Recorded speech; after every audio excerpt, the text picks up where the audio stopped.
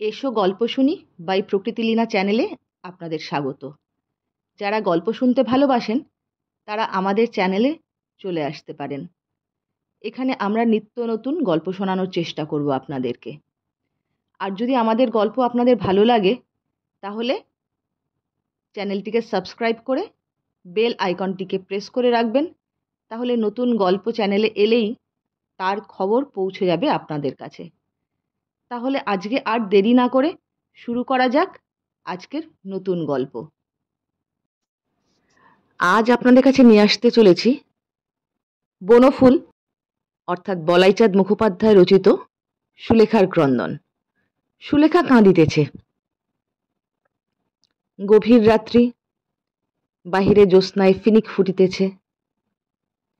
এই স্বপ্নময় আবেষ্টনীর মধ্যে দুগ্ধ ফেননিভ শয্যায় উপুর হইয়া শুইয়া ষোড়শী তন্বী সুলেখা অঝরে কাঁদিতেছে। একা, ঘরে আর কেহ নাই। চুরি করিয়া এক ফালি জ্যোৎস্না জানালা দিয়া ঘরে প্রবেশ করিয়াছে। প্রবেশ করিয়া এই ব্যথাতোরা অশ্রুমুখী রূপসীকে দেখিয়া সে যেন থমকিয়া দাঁড়াইয়া আছে। কেন এ ক্রন্দন? প্রেম হইতে পারে বই কি? এই জ্যোৎস্না পুলকিতা যামিনীতে সুন্দরী ষোড়শীর নয়ন পল্লবে অশ্রু সঞ্চারে কারণ প্রেম হইতেই পারে। সুলেখার জীবনে প্রেম একবার আসি আসি করিতেছিল তো, তখনও তাহার বিবাহ হয় নাই। অরুণদা নামক যুবকটিকে সে মনে মনে শ্রদ্ধা করিত, অতীব সঙ্গোপনে এবং মনে মনে। এই শ্রদ্ধাই স্বাভাবিক নিয়মে প্রেমে পরিণত হইতে পারিত, কিন্তু সামাজিক নিয়ম তাহাতে বাধা দিল। সামাজিক নিয়ম অনুসারে অরুণদা নয়, বিপিন নামক জনৈক ব্যক্তির লোমশ গলদেশে সুলেখা বড়মাল্য অর্পণ করিল। হয়তো এই গভীর রাত্রিতে জ্যোৎস্নার আবেশে সেই অরুণদাকে তাহার বারবার মনে পড়িতেছে। নির্জন শয্যায় তাহারই স্মরণে হয়তো এই অশ্রুতর্পণ। তবে ইহাও ঠিক যে তাহার গোপন হৃদয়ের ভীরু বার্তাটি সে অরুণদাকে কখনো জানায় নাই। মনে মনে তাহার যে আগ্রহ ও আকাঙ্ক্ষা জাগিয়া উঠিয়াছিল, বিবাহের পর তাহা ধীরে ধীরে কালের অমোঘ নিয়মানুসারে আপনি নিবিয়া গিয়াছে। বিপিন যদিও অরুণদা নয়, কিন্তু বিপিন বিপিন, একেবারে খাঁটি বিপিন। এবং আশ্চর্যের বিষয় হইলেও ইহা সত্য কথা যে বিপিনের বিপিনত্বকে সুলেখা ভালোবাসিয়াছিল, ভালোবাসিয়া সুখীও হইয়াছিল। সহসা আজ নিশীথে সেই বিস্মৃত প্রায় অরুণদাকে মনে করিয়া আঁখি পল্লব সজল হইয়া উঠিবে। সুলেখার মন কি এতটা অতীত প্রবণ? হইতে পারে। নারীর মন বিচিত্র, তাহাদের মনস্তত্ত্বও অদ্ভুত। সে সম্বন্ধে চট করিয়া কোনো মন্তব্য করা উচিত মনে করি না। বস্তুত স্ত্রী জাতির সম্বন্ধে কোনো কিছু মন্তব্য করাই দুঃসাহসের কার্য। যে রমণীকে দেখিয়া মনে হয় বয়স বোধহয় 19-20, অনুসন্ধান করিয়া জানা গিয়াছে তাহার বয়স 35। তদনুসারে সাবধানতা অবলম্বন করিয়া পুনরায় কাহারও বয়স যখন অনুমান করিলাম 25, প্রমাণিত হইয়া গেল তাহার বয়ক্রম 15 বৎসরের 1 মিনিটও অধিক নয়। সুতরাং নারী সংক্রান্ত কোনো ব্যাপারে বেকুবের মতন ফস করিয়া কিছু একটা বলিয়া বসা ঠিক নয়।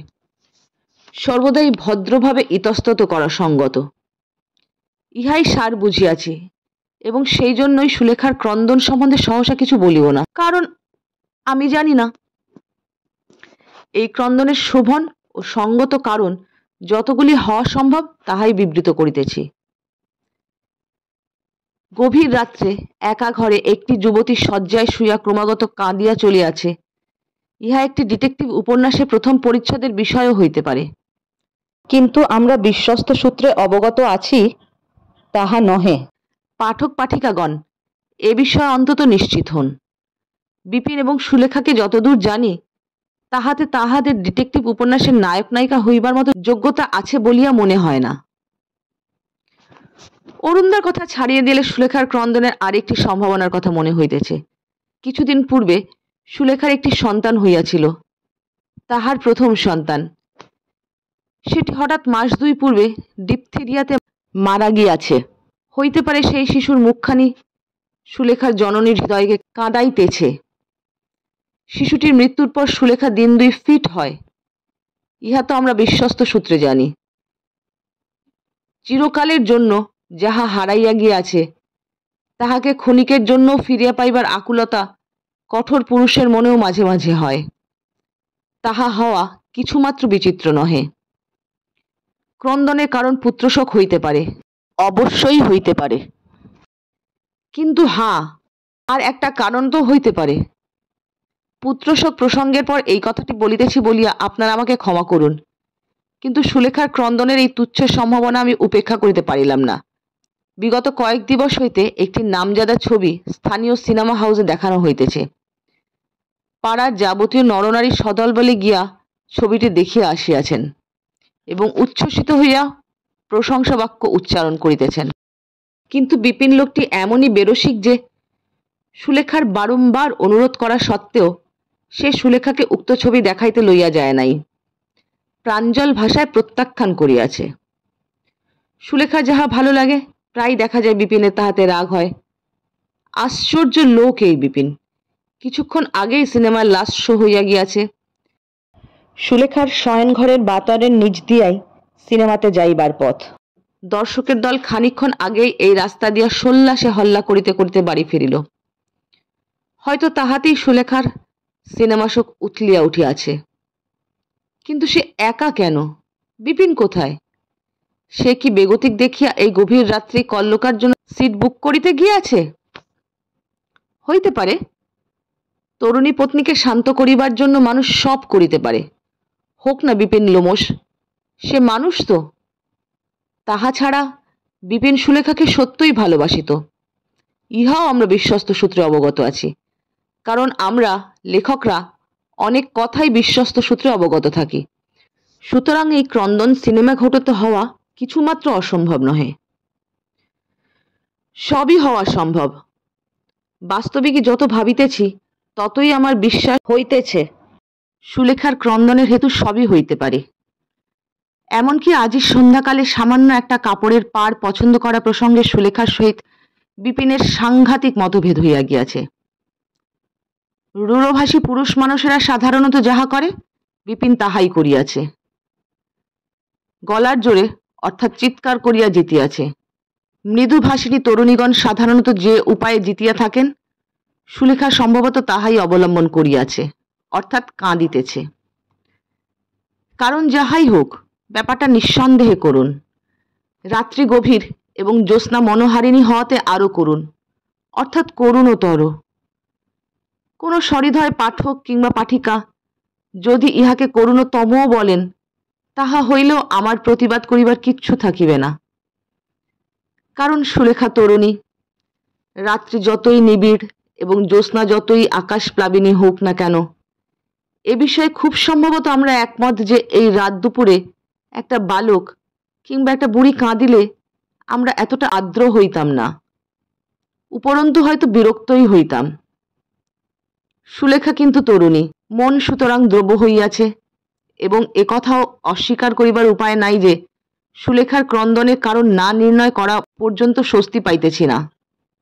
এমনকি অরুণদাকে জড়াইয়া একটা সস্তা গোছের কাব্য করিতেও মন উৎসুক হইয়া উঠিয়াছে। মন বলিতেছে, কেন নয়? এমন চাঁদনি রাতে কৈশোরের সেই অর্ধ প্রস্ফুটিত প্রণয় প্রসূন সহসা পূর্ণ প্রস্ফুটিত হইতে পারে নাকি? ওই তো দূরে চোখ গেল পাখি অশ্রান্ত সুরে ডাকিয়া চলিয়াছে। সম্মুখের বাগানে রজনীগন্ধাগুলি স্বপ্ন বিহ্বল, চতুর্দিকে জ্যোৎস্নার পাথার। এমন দুর্লভ ক্ষণে অরুণদার কথা মনে হওয়াটা কি অসম্ভব না অপরাধ? মনের বক্তৃতা বন্ধ করিয়া কপাটটা হঠাৎ খুলিয়া গেল। ব্যস্ত সমস্ত বিপিন প্রবেশ করিল, মুখে শঙ্কার ছায়া। সিনেমার টিকিট পায় নাই সম্ভবত। কিন্তু এ কি? বিপিন জিজ্ঞাসা করিল, দাঁতের ব্যথাটা কমেছে? না, বড্ড কনকন করছে। এই পুড়িয়াটা খাও তাহলে, ডাক্তারবাবু কাল সকালে আসতে বললেন। কেঁদে আর কি হবে, এটা খেলেই সেরে যাবে। খাও লক্ষ্মীটি। জ্যোৎস্নার টুকরাটি মুচকি মুচকি হাসিতেছে। দেখিলেন তো, বলিয়াছিলাম সবই সম্ভব। আজকের মতো শেষ হলো আমাদের গল্প। কেমন লাগলো অবশ্যই জানাবেন। আর হ্যাঁ, যদি ভালো লাগে তাহলে লাইক, শেয়ার এবং সাবস্ক্রাইব করতে কিন্তু ভুলবেন না। সাথে বেল আইকনটিতেও ক্লিক করে রাখবেন, তাহলেই পৌঁছে যাবে আমাদের খবর আপনাদের কাছে চটজলদি। ভালো আছি, ভালো থাকবেন। আজ আসি, টাটা।